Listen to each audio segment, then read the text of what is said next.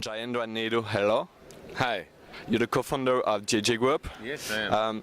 What is your opinion about the legacy of Nelson Mandela? Oh, he is a wonderful man, and he has shown South Africa and the world what good leadership is able to achieve, because during his leadership we were able to go over from apartheid through a peaceful transition to a working democracy. And then he has given up power voluntarily in the democratic process. He's not hung on to power.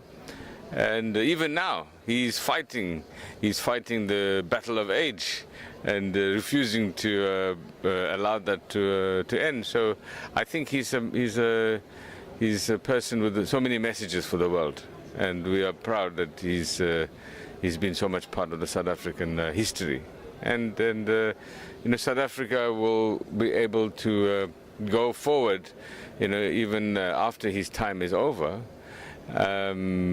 without any disturbance or discomfort, but with honoring him as he deserves. So we wish him well, and we are all praying for him.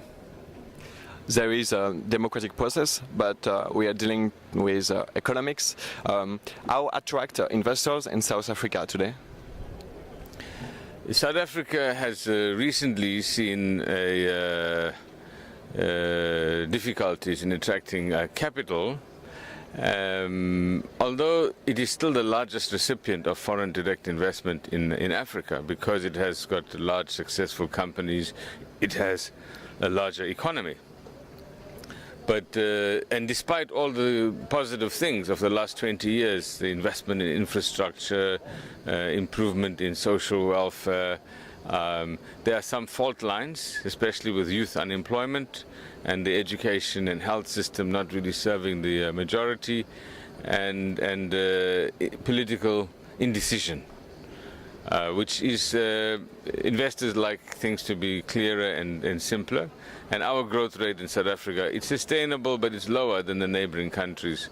So I think the message of South Africa is still positive. We as South Africans are continuing to invest. There's many opportunities for growth, but it needs to do more to create certainty for investors. There is a more and there is a less. How are inequalities influencing growth? Well, with the high unemployment, and although half of the population is now more in the middle class, which is a much higher number than 20 years ago, the other half is still very poor, and inequality in South Africa, it's very high. I think we are amongst the highest in the world. So if more people are well off, of course, it's better for economic growth. So this is of